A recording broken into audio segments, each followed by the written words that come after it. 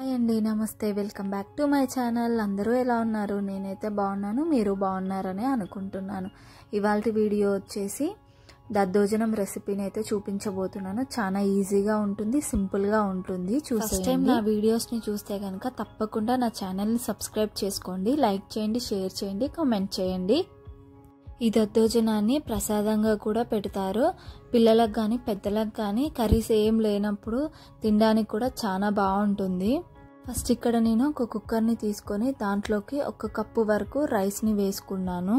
ఈ రైస్ని శుభ్రంగా 2 నుంచి 3 సార్లు వరకు అయితే కడగాలి. రైస్ని 3 టైమ్స్ కడిగిన తర్వాత ఇక్కడ నేను 1 కప్పు వరకు అయితే రైస్ని తీసుకున్నాను కదా, అదే కప్పుతోని 2 కప్పుల వరకు అయితే వాటర్ని యాడ్ చేస్తున్నాను. 3 విజిల్స్ వచ్చేంత వరకు ఉడికించుకోవాలి. రైస్ అయితే అయిపోయింది, చూసారుగా రైస్ ఇలా వచ్చింది. ఇప్పుడు ఈ రైస్ వేడిగా ఉన్నప్పుడు మాత్రమే 1 గంట తీసుకొని ప్రెస్ చేసుకుంటూ రైస్ అంతటిని మెత్తగా స్మాష్ చేసుకోవాలి.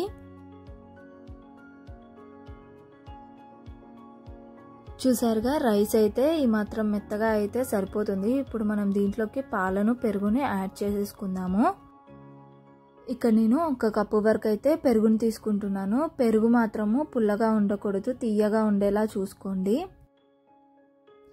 తర్వాత 1/2 కప్పు వరకు అయితే పాలను వేసుకోండి. పాలు లేవంటే వాటర్ వేసుకుంటూ కూడా ఒక 5 to 10 మినిట్స్ పాటు అయితే అంతా కలిసే విధంగా కలుపుకోవాలి. చూసారుగా ఈ విధంగా వస్తే సరిపోతుంది. ఇప్పుడు దీన్ని నేను ఒక గిన్నెలోకి ట్రాన్స్ఫర్ చేసుకుంటున్నాను.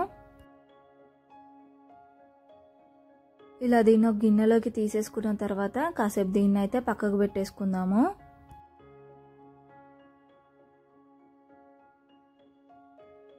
ఇప్పుడు స్టవ్ ఆన్ చేసుకొని ప్యాన్ పెట్టుకొని కొద్దిగా ఆయిల్ వేసేసుకొని ఆయిల్ వేడెక్కిన తర్వాత 1 స్పూన్ వరకు జీలకర్ర, ఆవాలు, శనగపప్పు, మినప్పప్పు వేసేసుకోవాలి.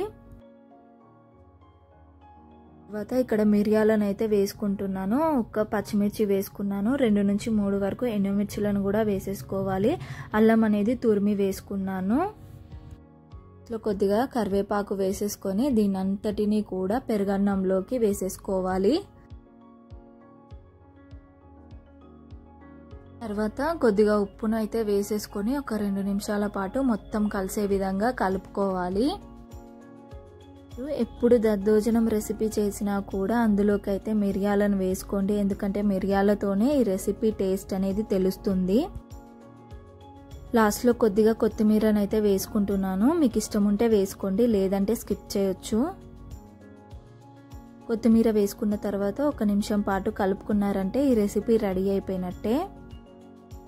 అంతే అండి. వీడియో చూసారుగా. వీడియో నచ్చినట్టయితే తప్పకుండా లైక్ చేయండి, షేర్ చేయండి, కామెంట్